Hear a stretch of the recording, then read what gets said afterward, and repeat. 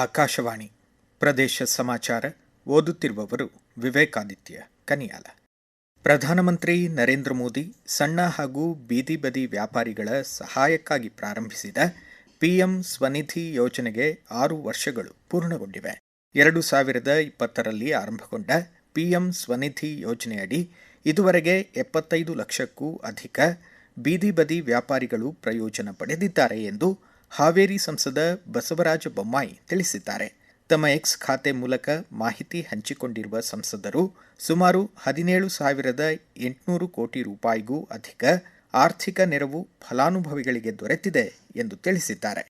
ಚಿಕ್ಕಬಳ್ಳಾಪುರ ನಗರದ ಪಿಎಂ ಸ್ವನಿಧಿ ಯೋಜನೆ ಫಲಾನುಭವಿ ಬೀದಿ ಬದಿ ವ್ಯಾಪಾರಸ್ಥ ಅಸ್ಲಂ ಪಾಷಾ ಪ್ರದೇಶ ಸಮಾಚಾರಕ್ಕಾಗಿ ತಮ್ಮ ಅನಿಸಿಕೆ ಹಂಚಿಕೊಂಡಿದ್ದಾರೆ.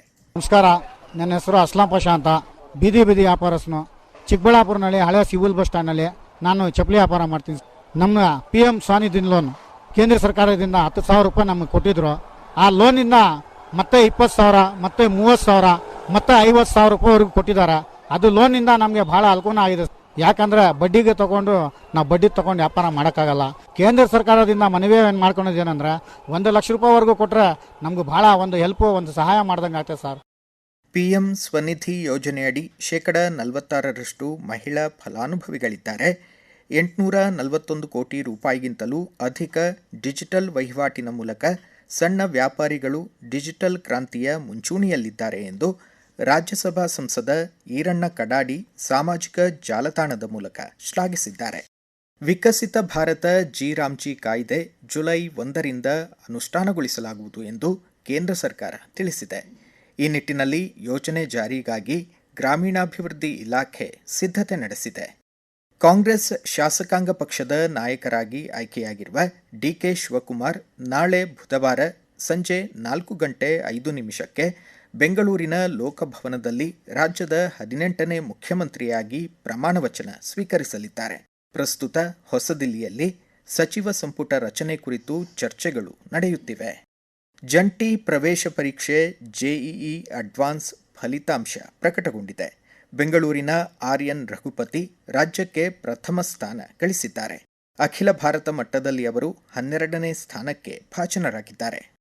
ಬಳ್ಳಾರಿ ಜಿಲ್ಲೆ ತೆಕ್ಕಲಕೋಟೆ, ನಿಟ್ಟೂರು, ಉಡೇಗೋಲ ಸೇರಿದಂತೆ ಸಮೀಪವರ್ತಿ ಪ್ರದೇಶಗಳಲ್ಲಿ ಪತ್ತೆಯಾದ ಪುರಾತನ ಶಾಸನಗಳ ಡಿಜಿಟಲೀಕರಣ ಪ್ರಕ್ರಿಯೆಯನ್ನು ಭಾರತ ಶ್ರೀ ಯೋಜನೆಯಡಿ ಕೈಗೊಳ್ಳಲಾಗುವುದು ಎಂದು ಮೈಸೂರು ಪುರಾತತ್ವ ಸರ್ವೇಕ್ಷಣಾ ಇಲಾಖೆ ಸಹಾಯಕ ಅಧೀಕ್ಷಕ ಆರ್.ವಿ. ಅನಿಲ್ ಕುಮಾರ್ ತಿಳಿಸಿದ್ದಾರೆ.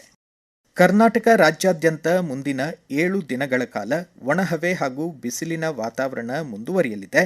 ನಾಳೆಯಿಂದ 5ನೇ ತಾರೀಖಿನವರೆಗೆ ಒಳನಾಡು ಮತ್ತು ಮಲೆನಾಡು ಜಿಲ್ಲೆಗಳಲ್ಲಿ ಅಲ್ಲಲ್ಲಿ ಭಾರೀ ಮಳೆಯಾಗುವ ಸಾಧ್ಯತೆ ಇದೆ ಎಂದು ಭಾರತೀಯ ಹವಾಮಾನ ಇಲಾಖೆ ಮುನ್ಸೂಚನೆ ನೀಡಿದೆ. ಆಲಿಕಲ್ಲು ಮಳೆ ಹಾಗೂ ಬಿರುಗಾಳಿಗೆ ನಷ್ಟವಾಗಿರುವ ಬೆಳೆಗಳ ಸಮೀಕ್ಷೆ ಮಾಡಿ ಪ್ರತಿ ಎಕರೆಗೆ 2 ಲಕ್ಷ ರೂಪಾಯಿ, ಕೋಳಿ ಫಾರಂ, ಪಾಲಿಹೌಸ್ ಮತ್ತು ನೆಟ್ ಹೌಸ್ಗೆ 25 ಲಕ್ಷ ರೂಪಾಯಿ ಪರಿಹಾರ ವಿತರಣೆ ಮಾಡಬೇಕು ಎಂದು ರೈತ ಸಂಘದ ರಾಜ್ಯ ಉಪಾಧ್ಯಕ್ಷ ಕೆ. ನಾರಾಯಣಗೌಡ ಒತ್ತಾಯಿಸಿದ್ದಾರೆ. ಸರ್ಕಾರ ತಕ್ಷಣ ಸೂಕ್ತ ಪರಿಹಾರ ನೀಡಿ ರೈತರ ರಕ್ಷಣೆಗೆ ನಿಲ್ಲಬೇಕಿದೆ ಎಂದು ಮನವಿ ಮಾಡಿದ್ದಾರೆ. ಮೈಸೂರು, ಹುಣಸೂರು ಹಾಗೂ ಪಿರಿಯಾಪಟ್ಟಣ ತಾಲೂಕು ಒಳಗೊಂಡಂತೆ ಹಲವು ಪ್ರಮುಖ ರಸ್ತೆ ಅಭಿವೃದ್ಧಿ ಹಾಗೂ ಸುಧಾರಣಾ ಕಾಮಗಾರಿಗಾಗಿ ಕೇಂದ್ರ ರಸ್ತೆ ನಿಧಿ ಮೂಲಕ 50 ಕೋಟಿ ರೂಪಾಯಿ ಮಂಜೂರಾಗಿದೆ ಎಂದು ಮೈಸೂರು ಕೊಡಗು ಸಂಸದ ಯದುವೀರ್ ಒಡೆಯರ್ ತಿಳಿಸಿದ್ದಾರೆ. ತಮ್ಮ ಎಕ್ಸ್ ಖಾತೆ ಮೂಲಕ ಮಾಹಿತಿ ಹಂಚಿಕೊಂಡಿರುವ ಅವರು, ಗ್ರಾಮೀಣ ಸಂಪರ್ಕ ಸೇರಿದಂತೆ ಸಮಗ್ರ ಪ್ರಾದೇಶಿಕ ಅಭಿವೃದ್ಧಿ ಅಗತ್ಯವಾಗಿದೆ. ಮತ್ತಷ್ಟು ಅಭಿವೃದ್ಧಿ ಯೋಜನೆಗಳನ್ನು ತರಲು ತಾವು ಬದ್ಧರಾಗಿರುವುದಾಗಿ ತಿಳಿಸಿದ್ದಾರೆ. ಕೇಂದ್ರ ರೈಲ್ವೆ ಖಾತೆ ಸಚಿವ ಅಶ್ವಿನಿ ವೈಷ್ಣವ್ ಅವರನ್ನು ಇಂದು ಹೊಸದಿಲ್ಲಿಯಲ್ಲಿ ಭೇಟಿ ಮಾಡಿರುವ ಸಂಸದ ಯದುವೀರ್ ಒಡೆಯರ್, ಚೆನ್ನೈನಿಂದ ಮೈಸೂರಿಗೆ ಹೈಸ್ಪೀಡ್ ರೈಲು ಸಂಪರ್ಕ ವಿಸ್ತರಣೆಗೆ ಅಗತ್ಯ ಕ್ರಮ ಕೈಗೊಳ್ಳುವಂತೆ ಮನವಿ ಸಲ್ಲಿಸಿದ್ದಾರೆ.